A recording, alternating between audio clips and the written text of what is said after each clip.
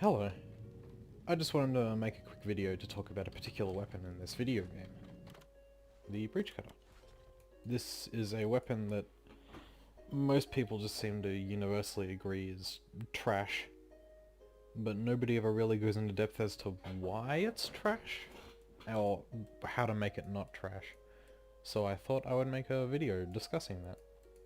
To really get into why the breach cutter is sort of crap right now, we sort of have to, one, talk about it in relation to this weapon, the PGL, and two, explain what it used to be, because it used to be good. So, when they added these second weapons, because there never used to be a second weapon, the breach cutter came out and it was fuckbusted because its damage scaled with frame rate. That fixed, it became sort of pretty average.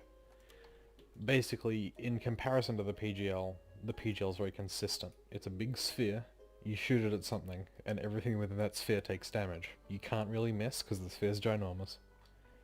You can't really mess it up, it's just you point it at something, that something explodes. Probably one of the better weapons in the game, if not the best. It's just excellent.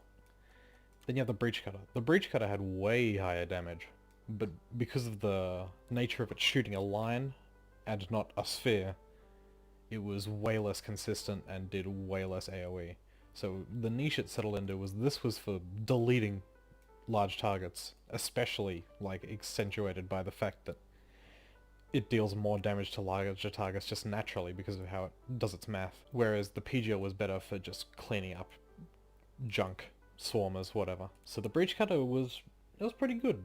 This was a pretty good weapon, because you'd point it at a Praetorian, click twice, and the Praetorian would go, oh no, and then not be in the game anymore. And then some changes happened. I can't remember what order they're in, but essentially its damage got lowered a bit.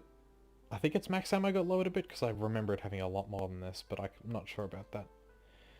And Praetorians lost their innate weak point modifier. So basically, this thing's damage got halved against heavy targets like Praetorians, which, when its only real niche was pointing at Praetorians and killing them, that was a huge hit. On top of that, this thing has pretty, this is with lightweight cases. Without it, and without this mod, it has 12 shots. That's 3 magazines.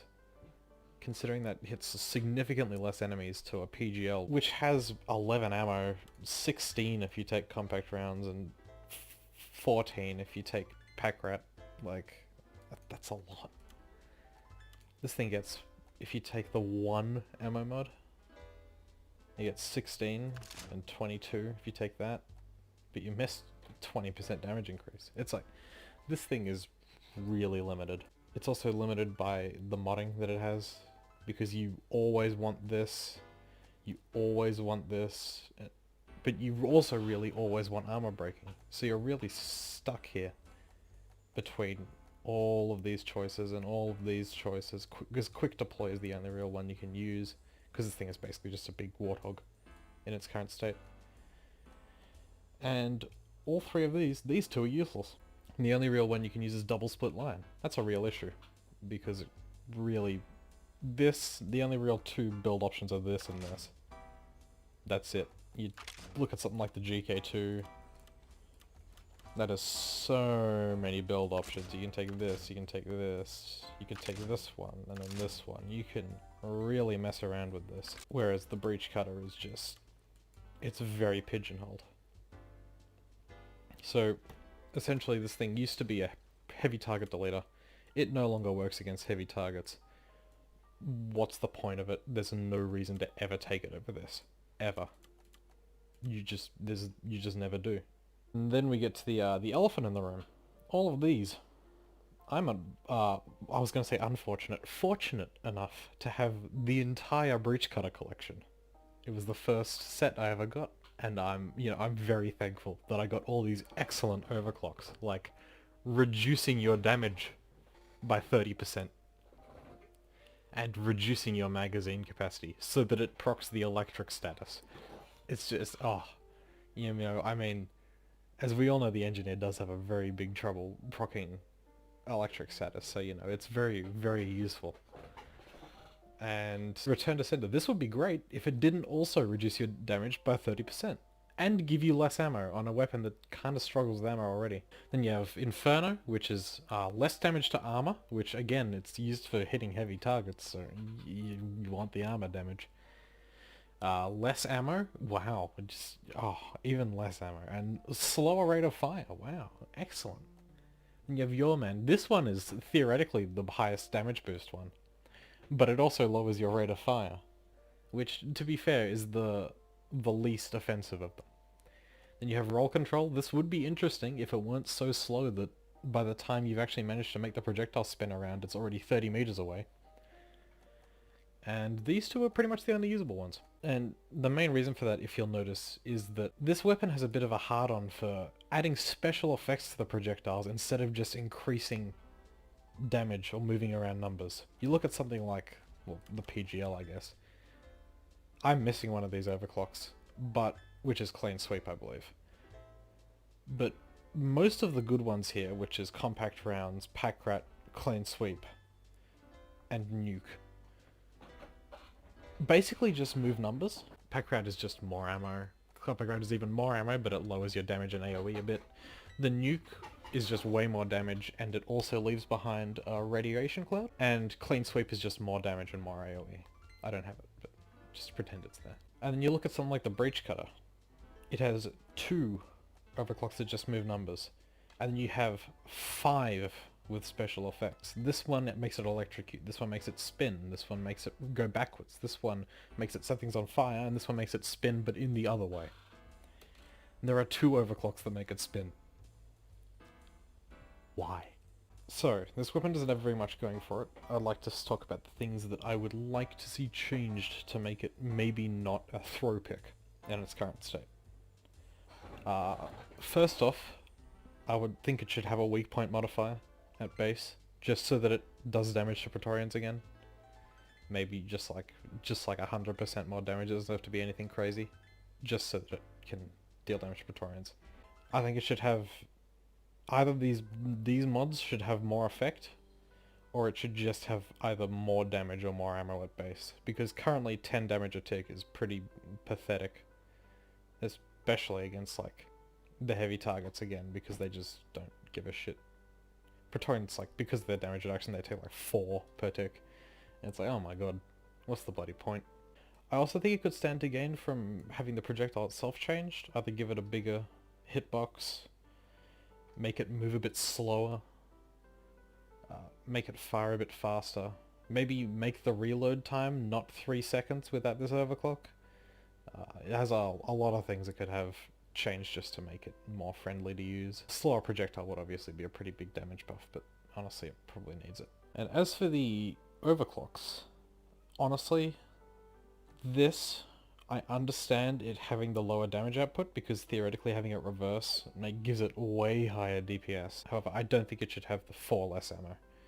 That's a really hard pill to swallow, because this thing it struggles with ammo so bad. Otherwise, this would probably be pretty decent. Inferno, this also really just shouldn't have less ammo.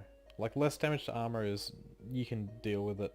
Slower rate of fire, you can deal with it, but the less ammo just hurts so much. High voltage crossover, this should be removed and replaced with something else. If you're really dedicated to having special effects on the overclocks, maybe have it one where the projectile just doesn't move, so it's just a wall. It lasts ages and just doesn't move. So you're just placing a wall in front of you. That could be fun. Roll control, this needs to be sped up drastically. Maybe like 300%. These two are fine. This is probably the best one out of all of them. And Your Man, this should probably... this is good in theory, but it's kind of just a meme one. Maybe replacing this one, I think, would be a fun overclock, would be letting it destroy terrain. It is apparently a mining tool, so having it so that it just blasted a rock out of the way as the projectile flight along would be pretty fun. I'd like that a lot. As for these mods, these could really do with being rearranged, or just have some of them removed. Like, nobody cares about the projectile lifetime, nobody really cares about the longer line size, because you're never really shooting anything. Expanded magazine, you don't need expanded magazine twice. It's like, a lot of these are pretty poorly placed. And these 3, double split line is the only usable one. Genuinely, I think a lot of these two could be replaced entirely, or just removed. Maybe have one where the projectile starts out 90 degrees turned, so it stops being good at sweeping across enemies and starts being really good at just laser pointering through one single enemy. Maybe you could name it like Plasma Spear or something like that. And genuinely, instead of high voltage crossover being an overclock, you could just have more add electrical damage here. Because explosive goodbye and there can only be one. These are so asinine to use, they're completely useless. Like, you have to line yourself up perfectly to actually get it to explode, and even then it's not that great damage. It's just not great. So yeah, in closing, I think a lot of these need to be changed. The ammo penalty needs to be removed from these two. These two probably need to be sped up so that they spin faster. This needs to be removed. And I don't know what else you want to do. These two mods probably need to be changed out. These mods need to be rearranged. Maybe swap the second expanded magazine out with something else. Make it so you can take more damage and armor breaking at the same time. Give it a weak point modifier at base so that it can damage Praetorians. And do something to give it its old DPS back, because currently it's just not even worth thinking about. In comparison to the insane consistency of the deep core. There's just no reason to ever take the breach cutter right now, despite how cool it is. So yeah, that's all. Thank you for watching. I hope this reaches somebody who can actually do something about the problems that are in this video. Bye.